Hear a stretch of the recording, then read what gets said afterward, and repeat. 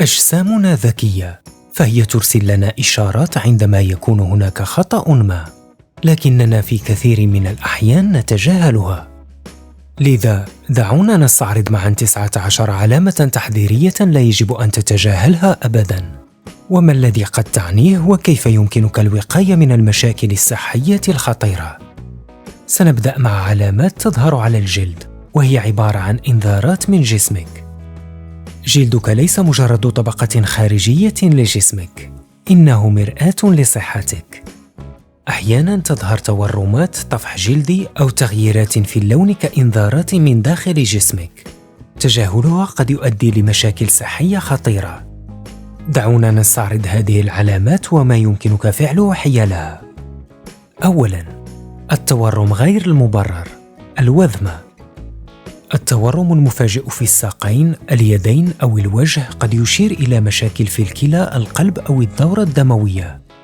إذا ترك الضغط على الجلد أثراً، يسمى هذا وذمة قارية، ويتطلب استشارة طبية. لذا قلل من تناول الملح. ارفع الأطراف المتورمة. حافظ على الحركة لتحسين الدورة الدموية، واستشر الطبيب إذا استمر التورم. ثانياً، اصفرار الجلد أو العينين. اللون الأصفر قد يدل على مشاكل في الكبد، حصوات المرارة أو التهاب الكبد. لا تتردد، افحص فوراً. ينصح بتجنب الكحول والأطعمة الدسمة. اشرب الكثير من الماء، واطلب الرعاية الطبية العاجلة. ثالثاً، بقع داكنة، الشواك الأسود. البقع الداكنة غالباً ما تشير إلى مقاومة الأنسولين أو السكري. التبكير في العلاج يمنع المضاعفات. لذا تحقق من مستوى السكر في الدم. اتبع نظاماً غذائياً قليل السكر، ومارس الرياضة بانتظام. رابعاً، طفح جلدي أو شرى مفاجئ. الطفح المستمر قد يعني حساسية، التهاب أو أمراض مناعية مثل الذئبة. لذا حدد المحفزات، أطعمة، توتر إلى آخره. استخدم منتجات مضادة للحساسية، واستشر طبيب جلدية. خامساً، شامات غير طبيعية.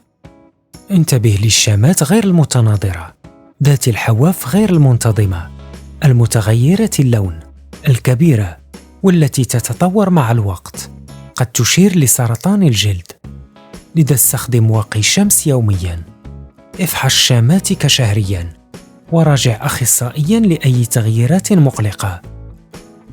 سادساً، جفاف حكة شديدة، أكثر من مجرد طقس.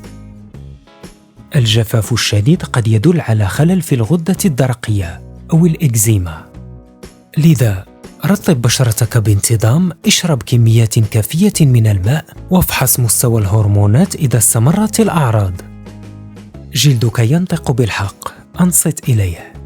تغييرات بسيطة في نمط حياتك واستشارة طبية في الوقت المناسب قد تنقذك من مشاكل أكبر. سابعاً، فقدان الوزن غير المبرر. إذا كنت تفقد الوزن دون محاولة، فقد يشير ذلك إلى فرط نشاط الغدة الدرقية أو السكري أو حتى السرطان. قد يكون جسمك لا يمتص العناصر الغذائية بشكل صحيح. للوقاية، احرص على الفحوصات الدورية. حافظ على نظام غذائي متوازن، وراقب أي تغييرات مفاجئة. ثامناً، التعب المستمر. هل تشعر بالإرهاق طوال الوقت؟ قد يكون ذلك بسبب فقر الدم أو مشاكل الغدة الدرقية أو متلازمة التعب المزمن. حاول تحسين نومك. تناول أطعمة غنية بالحديد، واستشر الطبيب إذا استمر التعب لأسابيع. تاسعاً، ضيق التنفس. هل تواجه صعوبة في التنفس؟ قد يكون ذلك بسبب الربو أو أمراض القلب أو مرض الانسداد الرئوي المزمن. لا تتجاهله. مارس الرياضة، تجنب التدخين، واستشر الطبيب إذا حدث ذلك بشكل متكرر. عاشراً، ألم أو ضغط في الصدر. ألم الصدر يساوي إنذار أحمر. قد يكون ذلك نوبة قلبية أو ذبحة صدرية أو ارتجاع حمضي. إذا كان الألم شديداً، اتصل بالطوارئ فوراً. للوقاية من أمراض القلب، مارس الرياضة، تناول طعاماً صحياً، وحاول إدارة التوتر. 11. السعال المزمن. سعال لا يتوقف، قد يكون ذلك بسبب الربو أو الارتجاع المعدي المريئي أو حتى سرطان الرئة. تجنب التدخين، حافظ على رطوبة جسمك، واستشر الطبيب إذا استمر السعال لأكثر من 3 أسابيع. 12. الصداع المتكرر. هل تعاني من صداع متكرر؟ قد يكون ذلك بسبب الصداع النصفي أو الجفاف أو ارتفاع ضغط الدم. اشرب الماء، حاول إدارة التوتر، وتتبع المحفزات. 13. تغييرات في عادات الأمعاء. إسهال أو إمساك مستمر لأسابيع، قد يكون ذلك بسبب القولون العصبي أو مرض كرون أو سرطان القولون.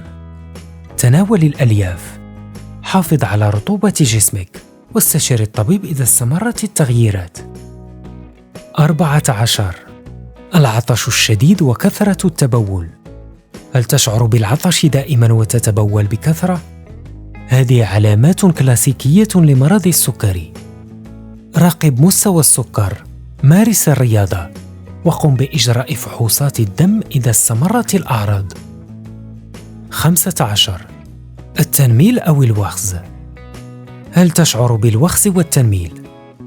قد يكون ذلك بسبب السكري أو التصلب المتعدد أو تلف الأعصاب. حاول تحسين الدورة الدموية، تحكم في مستوى السكر، واستشر طبيب الأعصاب. 16. صعوبة البلع. هل تواجه صعوبة في البلع؟ قد يكون ذلك بسبب ارتجاع المعدة المريئي أو سرطان الحلق أو مشاكل عصبية. تجنب الأطعمة الحمضية، امضغ الطعام جيداً، واستشر الطبيب إذا ساءت الحالة. 17. تغييرات مفاجئة في الرؤية. هل أصبحت رؤيتك ضبابية؟ قد يكون ذلك بسبب السكري أو الجلوكوما أو السكتة الدماغية. حافظ على صحة عينيك، تحكم في ضغط الدم، وقم بفحوصات العين الدورية. 18. ألم المفاصل المستمرة. هل تعاني من آلام في المفاصل؟ قد يكون ذلك بسبب التهاب المفاصل أو الذئبة. حافظ على نشاطك، تناول أطعمة مضادة للالتهاب، وتجنب الإفراط في استخدام المفاصل. 19. التعرق الليلي. هل تستيقظ وتجد نفسك غارقا في العرق؟ قد يكون ذلك بسبب العدوى أو اضطرابات هرمونية أو حتى السرطان. حافظ على برودة غرفتك، حاول إدارة التوتر، واستشر الطبيب إذا كان التعرق متكررا. جسمك يتحدث معك، فاستمع إليه. إذا لاحظت أي من هذه العلامات لا تتجاهلها. الكشف المبكر ينقذ الأرواح. إذا أعجبك الفيديو شاركه مع أصدقائك، واشترك في القناة لمزيد من النصائح الصحية. حافظ على صحتك، وشاركنا تجربتك في التعليقات إذا لاحظت أي من هذه العلامات. وأراكم في الفيديو القادم.